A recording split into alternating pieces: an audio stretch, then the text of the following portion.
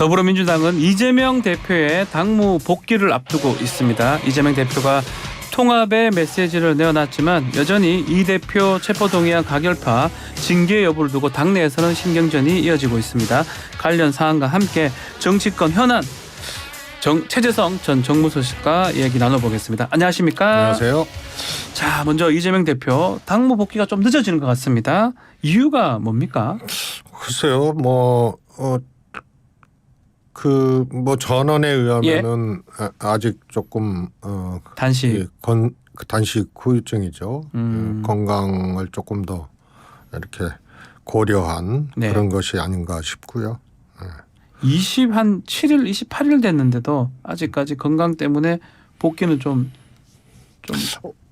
원래 이재명 대표가 그전 성남시장 시절에도 단식을 했었잖아요. 그렇죠. 그래갖고 그때 이제 좀 단식에 조금 이렇게 좀 안 맞는 체질, 더 안 좋은 체질이라 그래요. 그럼에도 불구하고 오래 했기 때문에 더 좀 그렇죠. 회복 기간이 걸리는 것 같군요. 그렇다고 봅니다. 자, 통합의 목소리를 이재명 대표가 직접 얘기를 했지만 좀 당내에서 특히 정청래 의원 같은 분들은 가결파 징계를 좀 생각하고 있다. 이렇게 말을 했습니다. 가결파 징계 결국 피해 갈 수 없는 겁니까? 정청래 의원은 사실 가결파 징계라는 말은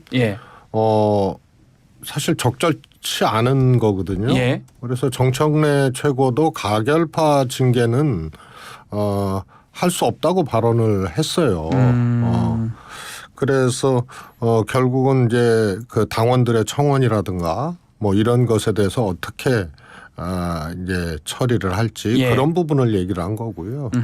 가결파를 징계하는 것은 저는 불가능하다고 봐요. 그래서 예를 들어서 다른 이제 해당 행위라든가 이런 것에 대해서는 그러니까 징계만 놓고 봤을 때는 생각해 볼 수 있지만 가결파 징계라는 것은 사실 체포동의안 가결 부결 관련해서 징계는 없을 것이다. 그거는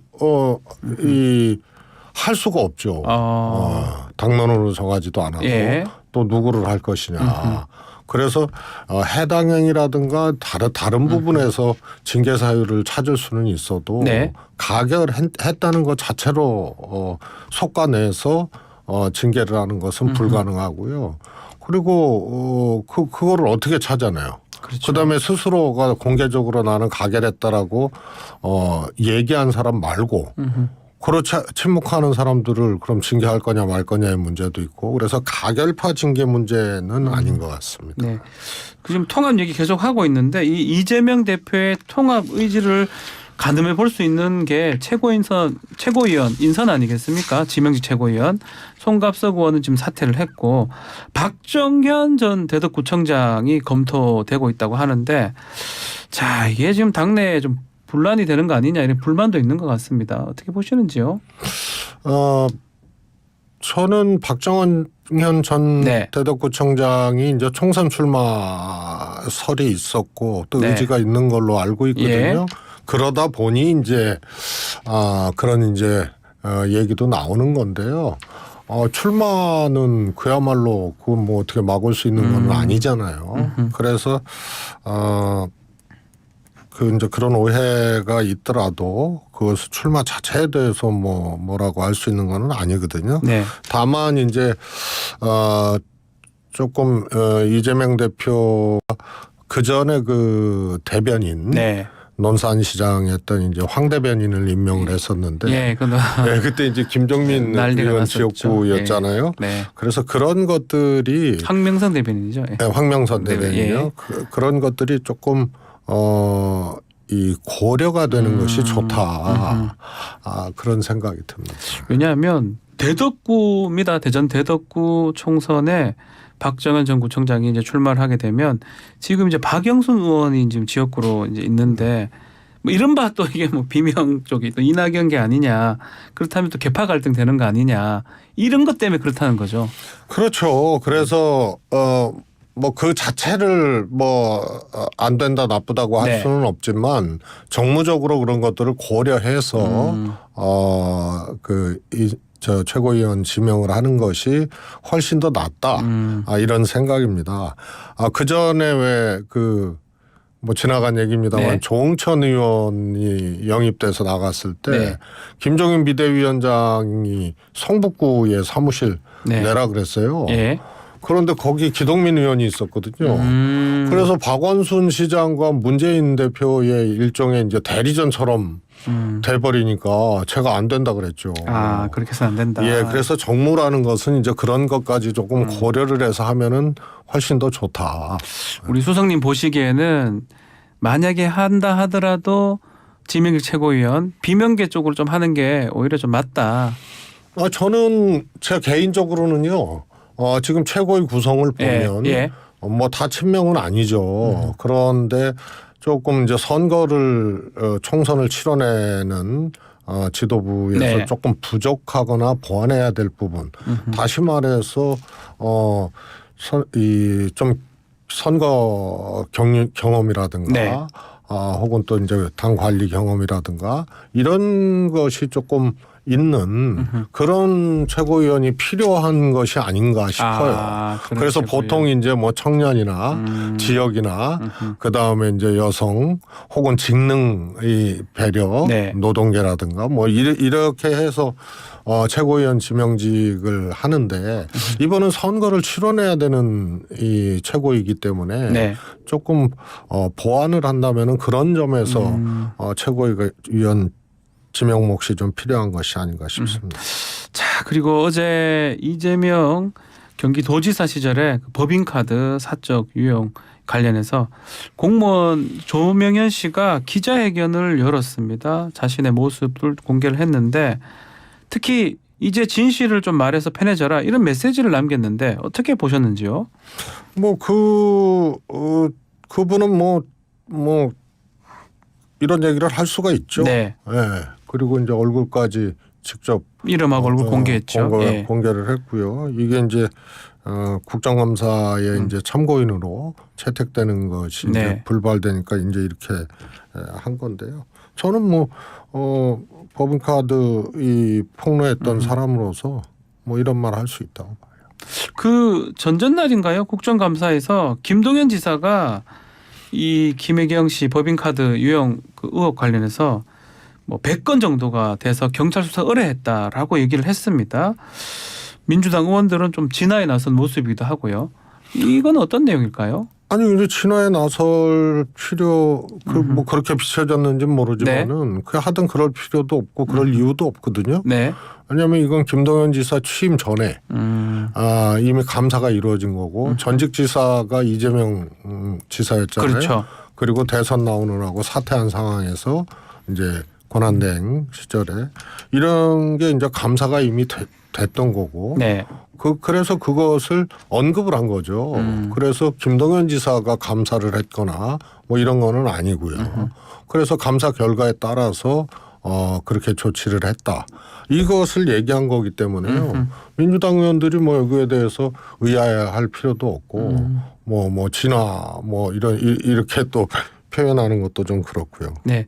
뭐 필요하다면 수사를 통해서 그 결과가 밝혀져야 된다 이렇게 보시는 거군요. 그렇습니다. 네. 또 그 김동연 지사 얘기가 나왔으니까 좀 질문 한번 드려보면 대통령 꿈이 있냐 이렇게 물어보니까 아직 생각해 본 적이 없다라고 얘기를 했거든요. 유력한 좀 대선 후보라고 좀 봐야 되는 거 아닙니까 민주당 입장에서는? 아니 그거는 조금 뭐 순간 네. 말씀을 조금 잘못하신 것 같아요. 아 그렇습니까? 네. 권성동 의원이 질문하셨습니다. 아니 대선도 나왔었고 네. 그렇지 않습니까? 도전했죠. 완주는 원래. 못했지만 예. 그 다음에 이제 또 민주당으로 지사에 당선이 돼서 누가 봐도 대선 꿈도 있고 예. 대통령 꿈도 있고 그 위치까지도 갔다고 봐야 되고 그런 예. 이제 일종의 이제 디딤돌도 네. 밟고 있는 거라고 보고 있는데 네. 왜 이렇게 말씀하셨는지 모르겠어요. 아 그냥 실수였을 것이다. 예, 뭐 이거는 뭐 위증 이런 거 관계도 없는 거니까. 관계 없는 건데 예. 뭐 지금은 뭐 예. 그렇게 생각할 때가 아니다라든가 그렇게 답하면 맞는데요. 아니면 전 예. 뭐 도정에 전념하고 있을 뿐이다라든가 이래야 되는데 예. 그냥 생각해 본 적 없다 그러니까. 왜냐하면 벌써 출마까지 했었는데. 예. 그 생각을 뭐 어떻게 뭐 펼쳐 보일 수도 없고 그렇죠. 해부할 수도 없고. 근데 말씀을 조금 원래 이제 겸손하시고 네. 이런 분 아니에요? 맞습니다. 그러니까 예. 이제 좀 말씀을 좀 정리를 잘 못하신 것 같아요. 알겠습니다. 여권 얘기도 좀 해보면 유승민 전 의원이 좀 주목을 받고 있습니다. 12월에 탈당하겠다 이런 입장도 얘기했고요. 이준석 전 대표도 기자회견했죠. 혹시 신당 준비하는 거 아니냐 이런 얘기도 있는데 국민의힘의 탈당 신당 이슈 또 민주당에도 그런 흐름이 있는지 같이 한번 짚어주십시오. 한마디로 민주당은 예를 들어서 네. 탈당은 뭐 있을 수 있겠죠. 공천을 못 받거나 그렇죠. 뭐 이런 분들이. 그러나 소위 말해서 당을 만드는 분당 내지는 이제 신당 네. 이렇게 갈 수요는 저는 전혀 없다고 봐요. 보시군요. 그런데 국민의힘은 상대적으로 예. 그럴 가능성들이 꽤 존재를 하는 거죠. 다만 국민의힘 같은 경우 유승민, 이준석 의원 등이 전 네. 대표 등이 공천 가능성이 0%라는 것을 전제로 네. 제로라는 걸 전제로 이제 예. 움직임들이 있을 텐데 네. 정식 신당을 할지 아니면은 소위 말해서 현재 정치관계법 개정이 안 되면 네. 소위 말해서 이제 비례정당, 위성정당, 비례정당이죠. 예. 비례정당으로 주 목적을 두고 입성하는 통로를 그렇게 이제 삼을지, 네. 아니면 그냥 무소속으로 할지, 아니면 무소속이라 하더라도 캠페인 차원의 정치 세력, 이런 선거 캠페인 차원의 정치 세력, 뭐 이런 점을 예상해 볼 수 있겠죠. 자, 그러나 수요는 분명히 있다. 수요는 있을 것이다. 혹시 민주당에 이탈했던 사람들하고 저 국민의힘의 그분들하고 이렇게 합칠 가능성도 있을까요? 제3의 뭐 신당이라든지. 저는 일단은 민주당에서 이탈할 사람들이 예. 뭐 개별적으로 뭐 한두 명 있을지는 몰라도 의미 있는 그런 이제 세력으로서의 어떤 이탈이나 이런 것들이 없기 때문에 그거를 이제 세력연대 뭐 이런 것으로 갈 정도의 상황은 없다고 봐야죠. 자, 그리고 하태경 의원이 지금 서울 출마 선언을 하면서 중진들의 험지 출마 얘기가 또 이슈가 되고 있는데 야권에서도 그런 얘기가 좀 나오는 것 같습니다. 특히 수도권의 중진들 좀 험지 가라. 특히 또 이재명 대표한테 대구 안동인가요? 하여튼 좀 험지 가면 어떠냐 이런 얘기도 나오는 것 같습니다. 이제 두 가지 나눠서 좀 보면은 이재명 대표의 경우에는 험지로 가라는 그런 요구 자체가 뭐 굉장히 좀 억지 주장이에요. 왜냐하면 이재명 대표로 총선을 치르게 되면은 총선을 치러야 될 대표 아니에요. 근데 험지 가가지고 거기서 당선되려고 뭐 24시간 붙어 있고 이렇게 되면 당선거는 어떻게 해요? 그래서 그거는 조금 무책임한 주장이다 이렇게 보고요. 그럼 이재명 대표는 좀 지금 개항이나 좀 그래도 좀 저는 총선 불출마할 가능성이 차라리 불출마를 하는 게 훨씬 더 크다고 봅니다. 민주당이 배출한 대통령들이 사실은 배수의 진을 다 쳤거든요. 뭐 문재인 대통령이라든지 문재인 대통령도 국회의원 불출마하고 다시 재도전을 했었고요. 노무현 대통령도 국회의원 신분 아닐 때 했고 김대중 대통령도 마찬가지였거든요. 그래서 이것이 이제 배수의 진을 치고 한다는 의미도 있고 또 총선이 뭐 당도 그렇지만 총선 승리가 중요하지만 이재명 대표도 총선에서 패배하게 되면은 그거는 다음 대선 도전에 큰 장애가 생기는 거거든요. 그래서 이미 이제 민심의 심판을 받은 것이 되는 거기 때문에 그래서 아마 불출마라는 배수의 진이 훨씬 더 낫지 않을까. 그게 또 민주당 이 대통령들의 또 그 이유가 있었거든요. 그런 것을 본다면 험지 출마는 무책임한 주장이다. 불출마는 배수의 진이다. 그러면 후자가 훨씬 더 가능성이 있다고. 민주당의 이제 좀 중진들 좀 다선들의 다른 지역구 출마 부분 어떻게 보십니까? 참 이제 저 혼자 생각인데요. 예. 예를 들어서 친명 비명, 예. 그 다음에 또 정말 전대미문의 이 당대표 체포동의안 네. 이 사건 그래서 가결된 네. 그런 것이 있었잖아요. 만약에 이런 친명 비명 갈등 뭐 체포동의안 가결 문제 뭐 이런 것이 아니었다면 네. 소위 말해서 비명계 의원 중에 상당수가 네. 사실은 교체 대상 사실 반 교체가 됐다. 교체 대상일 수도 있다는 거죠. 그런데 이게 이제 비명이고 네. 또 뭐 그런 이제 반명에 앞장서고 예. 이러다 보니까 그것이 마치 뭐 분열이나 그분들을 뭐 징계하거나 이런 것들이 분열이나 뭐 이런 걸로 비춰지기 때문에 네. 굉장히 좀 이 이중적인 면이 있어요. 딜레마네요, 만약에 어떻게 보면. 어떤 분으로 예. 특정할 수는 없지만 예. 비명계 중진위원이 비명이 아니면 네. 사실은 이 교체 대상일 수가 있거든요. 예컨대 경선을 통해서 공천받기 어려울 것이다. 이렇게 말씀을 하시는 거죠. 그럴 수도 있고요. 실제로 이제 뭐 징계 같은 게 이루어지면은 또 못할 수도 그렇죠. 있고. 근데 예. 액면대로 할 수 없는 정치적 상황이 오히려 있는 거죠. 이게 이런 얘기가 좀 맞는지 모르지만 그 비명 의원들한테 전화위복이 될 수 있다. 이 말씀을 좀 하시는 거네요. 어떻게 보면은 예. 굉장한 이제 방어벽이 될 수도 있는 거죠. 보통 이제 총선에서는 예. 이러거든요. 의원들 민주당은 평가가 있잖아요. 그렇죠. 하위 20%는 네. 원래는 공개해야 되는데 이게 규정이 바뀌어가지고 공개치 아니하지만 하위 20%는 경선 시 자기 득표에 이 20% 이제 감산을 하게 돼 있거든요. 네. 그런데 대부분 이제 황금 지역구, 좋은 지역구 또 다선들이 많이 걸려요. 네. 여기에 예, 원래는 그렇게 돼 있어요. 예. 그러니까 또 당에서 이 좀 경쟁력이 이런데 좀 꼭 해야 되느냐. 네. 이렇게 이제 조금 설득을 하는 경우가 있어요. 그러면 제가 이제 그렇게 보면은 비명계 의원도 네.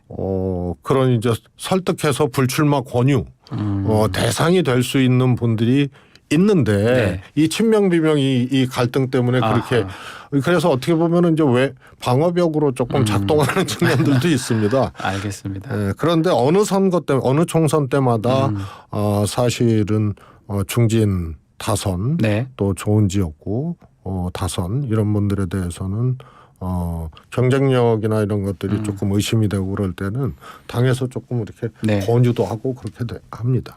알겠습니다. 자, 대통령실로 좀 넘어가면 청와대 영빈관에서 통합위 위원들 또 국민의힘 또 지도부들하고 만찬을 좀 가졌었는데요. 당 사역도 있었고 한 장관 90여 명들이 이제 모였다고 하는데 통합 메시지를 좀 냈는데 어떻게 보셨는지요? 저는 그게 참 이게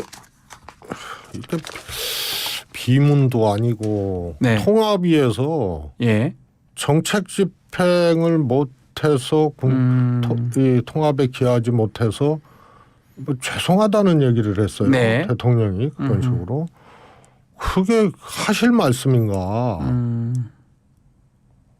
통합위에서 제안한 거를 집행을 못해서 죄송하다는 게 예. 그게 특히 보궐선거 패배 이후에 여당은 국정 운영에 대한 이제 평가잖아요. 네. 그래서 대통령이 메시지를 내는 거거든요. 선거에서 패배하면. 네. 그렇잖아요. 그렇죠. 그래서 문재인 대통령도 냈어요. 그때 서울시장 보궐선거 21년도에 패배하고. 지고. 예. 그런데 그런 게 아니고 통합위의 제안을 이 집행을 못해서 죄송하다라고 얘기하는 게 그게 하실 말씀인가 싶어요. 뭐가 안 맞다 이 말씀인가요? 자, 지금 김기현 대표 뭐 이게 지도부 체제는 좀 비판도 있고 이렇습니다. 어떻게 보십니까? 다층 올렸는데요. 그냥 가는 거죠. 그리고 이것도 이상한 말이에요. 선거에서 진 예. 지도부의 대표를 당의 대표를 이기 체제라고 명명하는 것도 참 이상하고. 그래서 지금 사실 책임질 사람이 없는 거예요. 예. 임명된 보직들만 바꾼 거고. 그래서 원래는 그게 대통령실 책임이기 때문에 네. 대통령실에서 적정한 조치를 취하거든요. 선거에서 패배하면 지면, 네. 저도 그래서 정무수석을 나온 거예요. 아 그때 그렇게 그만두신 겁니까? 네, 서울시장 보궐선거 패배했는데. 아 그러네요. 예. 문 대통령께서는 국민의 질책을 엄중히 받아들인다 이렇게 메시지를 내셨고, 근데 정무수석만 물러나기에는 이게 너무 조금 뭐라 그럴까요? 몸무게가 약하니까. 네. 근데 비서실장 오신 지 2달여밖에 안 됐거든요. 나올 수가 없으니까. 김상조 실장은 네. 전세값 뭐 그 문제 때문에 보궐선거 전에 사퇴를 했어요. 네, 그러니까 맞아요. 선임 수석이 나갔는데 네. 이것 갖고도 이 책임을 다할 수가 없겠다 싶어서 제가 건의를 해서 급여도 안 맞지만 총리 정세균 총리 사퇴를 네. 당일날 아하. 그렇게 해서 정무수석 사퇴, 정세균 총리 사퇴 이렇게 그렇게 해서 됐군요. 국민께 좀 너무 보여드리는 여기는 거죠. 좀 아직 그 부족하다 이렇게 말씀하시는 걸로 이해하겠습니다. 아무도 책임을 알겠습니다. 안 지잖아요. 예, 알겠습니다. 자, 오늘 시간이 다 돼서 말씀 여기까지 듣겠습니다. 최재성 전 청와대 정무수석과 함께했습니다. 감사합니다. 감사합니다.